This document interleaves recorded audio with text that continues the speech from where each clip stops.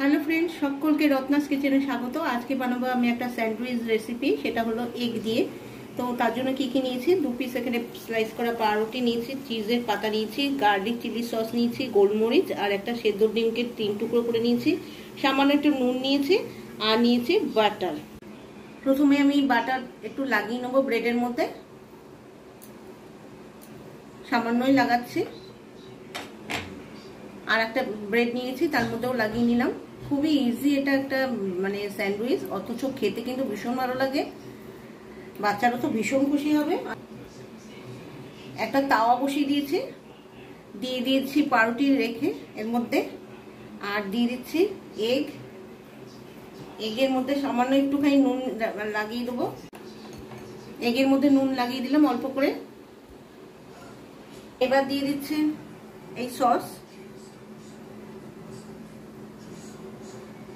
দিয়ে দিলাম। এটা খেতে কিন্তু ভীষণ ভালো লাগে। দিয়ে দেবো একটুখানি গোলমরিচের গুঁড়ো, সেদ্ধ ডিম। আমি এটা ফ্রাই করে নিয়েও করতে পারতাম, কিন্তু ফ্রাই করে নিলে একটা হেলদি ভাব সেটা কিন্তু থাকে না, আর খেতে কিন্তু চটজলদি এটা হয়ে যায়। এবার এই চিজের পাতাটা এর মধ্যে দিয়ে দিলাম, আর কিন্তু গোলমরিচ আমি দিচ্ছি না।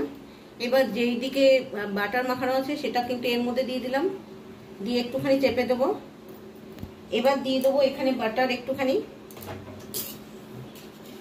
যাতে বাটার কিন্তু চারিদিকে মানে ছড়িয়ে দিচ্ছি, যাতে বাটার দিয়ে এটা মানে টোস্টটা তৈরি হয়ে যায়। এবার উল্টিয়ে দেবো, ওখানে বাটার দিয়ে দিচ্ছি। এবার ভালো করে চেপে দিচ্ছি যাতে চিজটা একদম মানে গলে যায়, আর খেতে কিন্তু দুর্দান্ত লাগে একদম। কিন্তু এই সুন্দর একটা ব্রাউন কালার এসে গেছে, নিচেরটাও অলরেডি হয়ে গেছে। এবার গ্যাসটাকে নামিয়ে দিয়ে আমি পরিবেশন করে দেখাচ্ছি। কেমন লাগলো এই স্যান্ডউইচ রেসিপি? অবশ্যই কিন্তু এটা ব্রেকফাস্ট বা মানে ডিনারও কিন্তু অবশ্যই এটা চলে। আপনারা অবশ্যই একবার ট্রাই করে দেখবেন কেমন লাগলো কমেন্টস করবেন, প্লিজ কমেন্টস করবেন। আর ভালো যদি লাগে অবশ্যই লাইক দিয়ে দেবেন, আর যারা শেয়ারও করবেন বন্ধু বান্ধব আত্মীয় স্বজনের সঙ্গে। আর যারা সাবস্ক্রাইব করছেন না, প্লিজ সাবস্ক্রাইব করে আমার পাশে থাকবেন। ভালো থাকবেন, সুস্থ থাকবেন, বাই।